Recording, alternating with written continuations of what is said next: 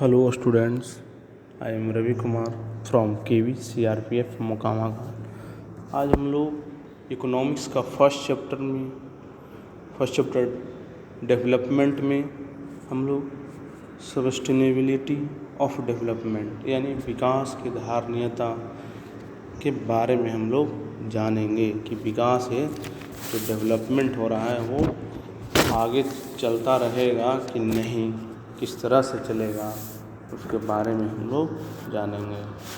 तो इसके पहले हम जाने थे कि डेवलपमेंट की बात थी कि देश डेवलप कर सकती है या फिर और भी डेवलपमेंट के लेवल उसका बढ़ सकता है किसी भी कंट्री या स्टेट के लिए। लेकिन अब हम क्या जानेंगे कि जिस लेवल से हमारे देश का या फिर किसी भी देश का डेवलपमेंट हो रहा है, क्या वह डेवलपमेंट आगे चल सकता है कि नहीं, आगे ऐसा ही हो सकता है। तो यहाँ पर हम इसी चीज़ के बारे में देखेंगे, सस्टेनेबिलिटी ऑफ डेवलपमेंट यानी जो धारणीयता है, जो धारण किया है, जो चल रहा है अभी, उसको भी आगे की ओर चलता रहे डेवलपमेंट, उसी के बारे में हम लोग जानेंगे। तो इसमें अगर किसी तरह से डेवलपमेंट को अगर डिफाइन किया जाता है तो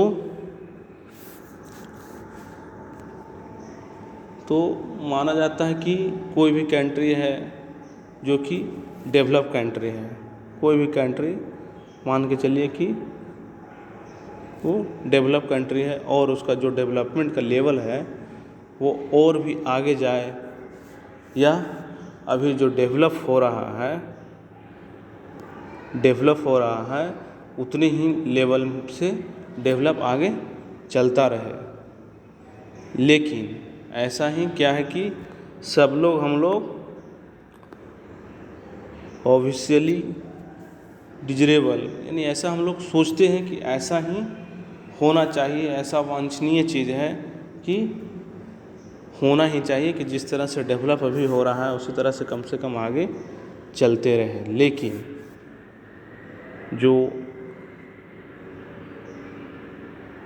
12वीं सेंचुरी में, जो 20वीं सदी की सेकंड हाफ में से एक तरीके से क्या है, बहुत सारी प्रॉब्लम आ गई है।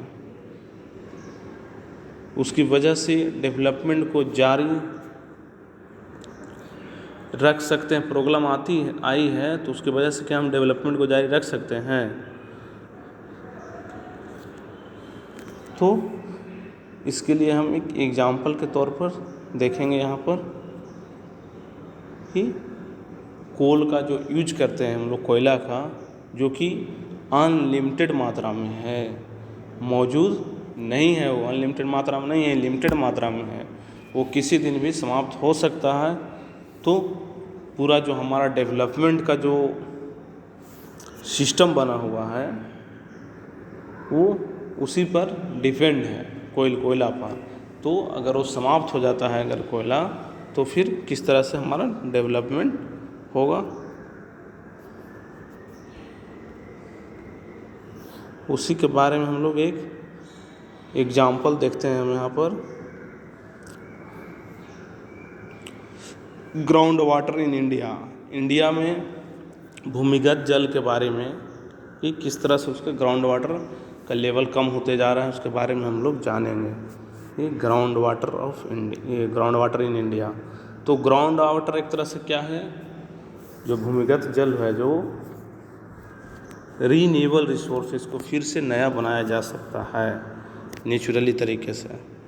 तो इंडिया में जो ग्राउंड वाटर है का बहुत ज़्यादा जो लेवल है, ज़्यादा स्तर पर इसको यूज किया जा रहा है, बहुत ज़्यादा यूज किया जा रहा है। इंडिया में क्या, पूरा वर्ल्ड में और भी कंट्री में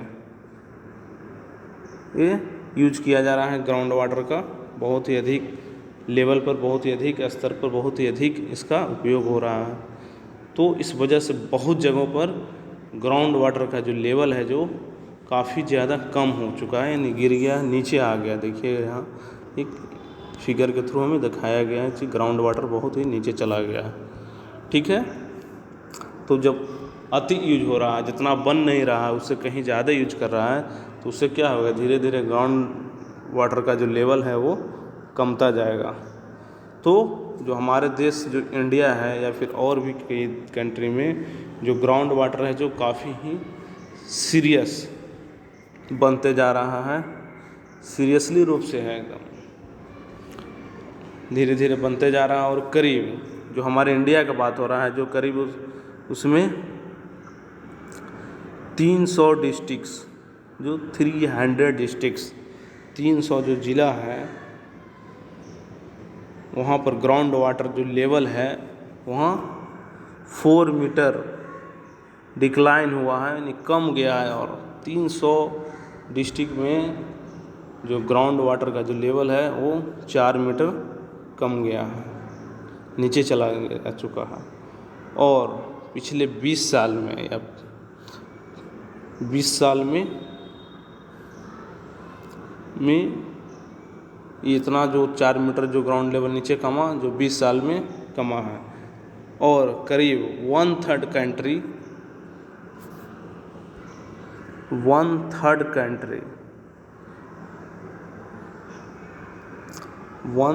कंट्री है तो अपने ग्राउंड वाटर जो रिसोर्स है, ग्राउंड वाटर रिसोर्स उससे कहीं ज़्यादा उसका यूज कर रही है, बहुत ज़्यादा यूज कर रहा है, जितना है उससे कहीं ज़्यादा यूज हो रहा है।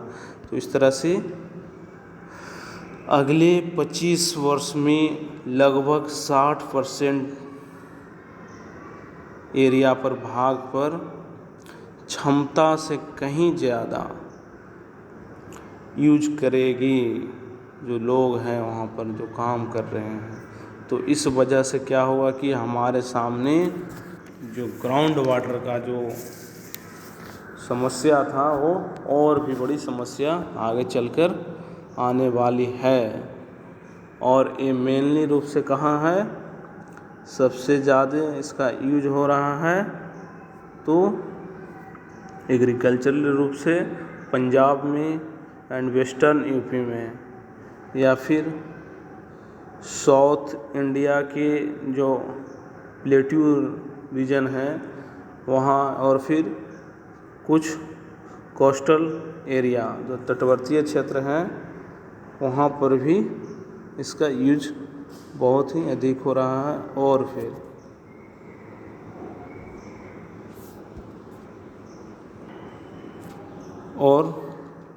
जो तेज़ी से रैपिडली ग्रोइंग अर्बन सेटलमेंट, जो शहरी जो बस्ती बन रहा है, विकास हो रहा है वहाँ पर भी बहुत अधिक ग्राउंड वाटर का यूज किया जा रहा है।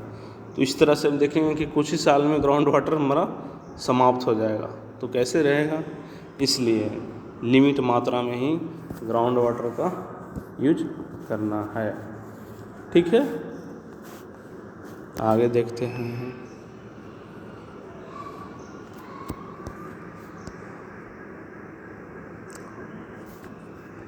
आगे कि ground water,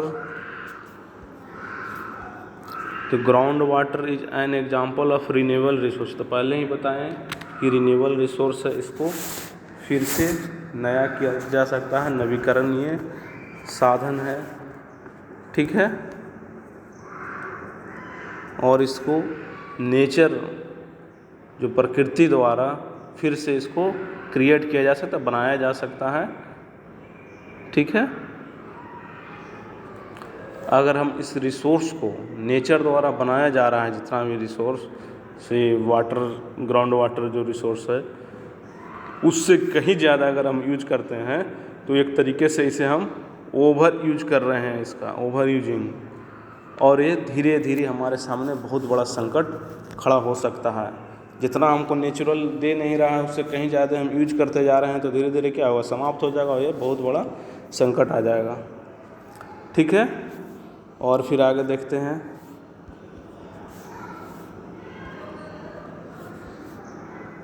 non renewable resource का, नॉन रिन्यूएबल रिसोर्स क्या हुआ, जो कि नया नहीं किया जा सकता, फिर से नहीं बनाया जा सकता है, गैर नवीकरणीय साधन, नॉन रिन्यूएबल रिसोर्स वैसे हैं जो कुछ सालों के बाद इसमें क्या होगा कि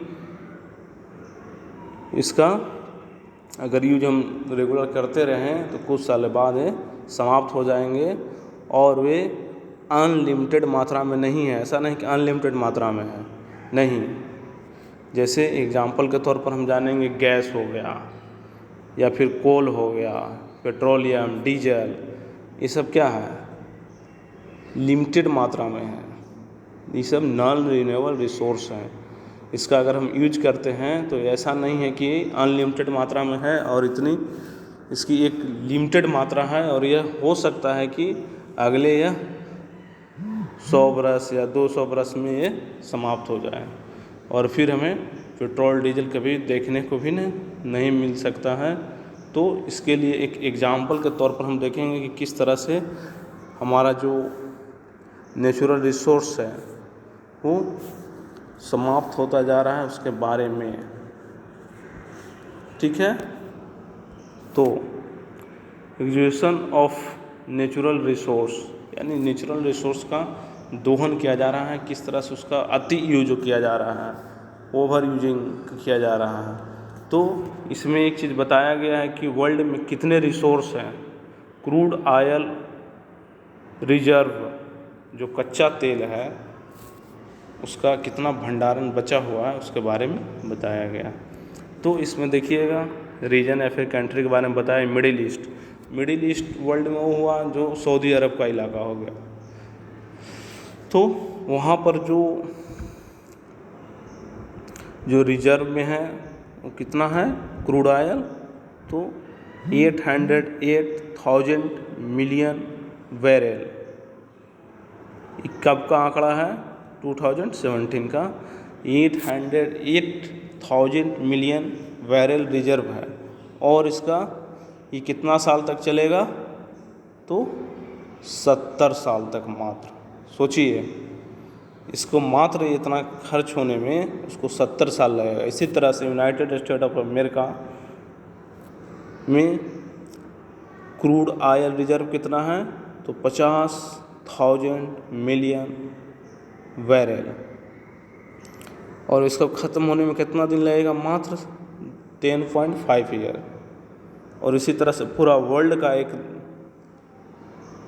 बताया गया है, पूरा वर्ल्ड का डाटा दिया गया है जिसमें कि 1,697,000 मिलियन बैरल है रिजर्व में क्रूड ऑयल और ये चल सकता है कितना वर्ष तक, मात्र 50.2 ईयर्स, 50.2 बरस तक चल सकता है। ठीक है,